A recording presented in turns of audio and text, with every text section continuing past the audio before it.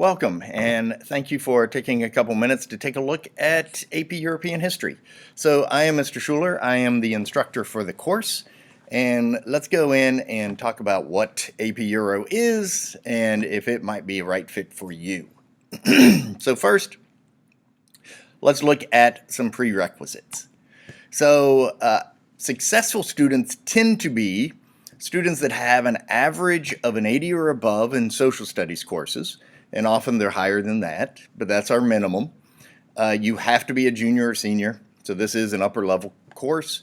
And you also need to get a recommendation from either your current social studies teacher or from me. And you can either email me or you can stop by, you can set up a Teams meeting, whatever works for you. All right, let's take a look at some things that my students tend to be or exhibit characteristics for successful students. One, students that stay up on global news, not just news within the United States, but within the world, especially focusing on European news. So if you watch French 24 or the BBC, or you read newspapers from Europe, great fit. Another one is really your willingness to discuss the topics that we're talking about that day. So this course is very much designed away from just note sheets and stuff, and it really is about discussion within the course and within the content. So you've got to like to read. There's quite a bit of text reading, supplemented with lecture notes that I provide, etc. So you've got to be organized and you've got to stay on track. And you've got to be willing to participate in discussion. So let's take a look at the workload. The workload really, like I had said, is predominantly reading, whether that is the textbook, whether that is primary sources, etc. There will be chapter quizzes kind of thrown in there, but generally I put those into small groups so that you're not just doing a quiz by yourself. You're usually having discussions on the questions itself. So I'm not so much concerned about whether you put A, B, C, or D. I'm more interested in the conversations that you guys have in your groups related to the questions, and how can we eliminate choices and how can we add choices. Of course, we're going to have essay work and things of that nature, and we'll talk about how the exam is set up in a little bit. But for the most part, it's really about just reading and staying current on whether it's the primary sources that I give out or the textbook reading. Let's now take a look at the units of study, and we've broken them down into first semester and second semester. So the course itself starts in 1450, so the Renaissance.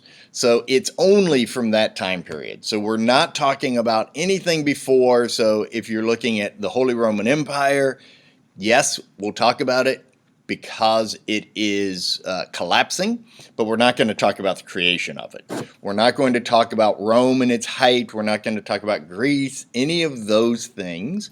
It really starts with the Renaissance.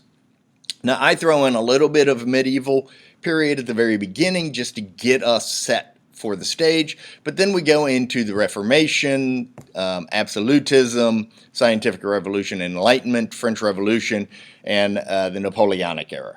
So by winter break, Napoleon's dead, and that's really where we need to be by 1815.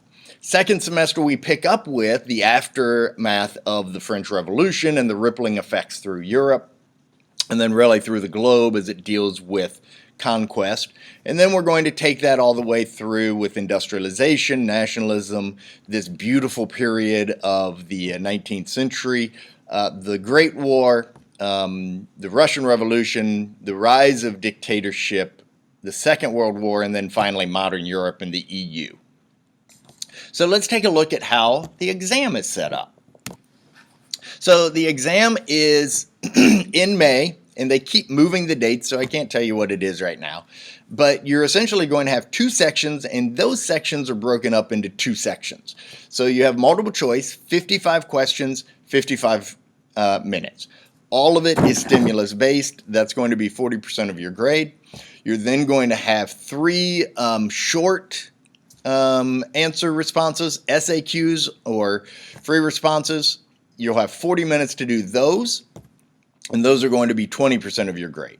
Then you're going to have a written portion in the second part. You're going to have a DBQ 1, which is going to be 25% of your grade, and then you're going to have one long essay, an LEQ, which is going to be 15% of your grade. They wrap that all up, and then they get you a score from 1 to 5. So, what do you do now? You're interested or you have questions, feel free to contact me. So my email address is here, schulerm@fultonschools.org. If you have any questions about the course, about reading, about what would a typical night of reading be, the other thing I really encourage you to do is ask current students. How are they enjoying the course? Is it something that's pretty manageable with other AP classes? And so please reach out if you have any questions. And thanks for taking a couple minutes, and hopefully I'll see you next year in AP Euro.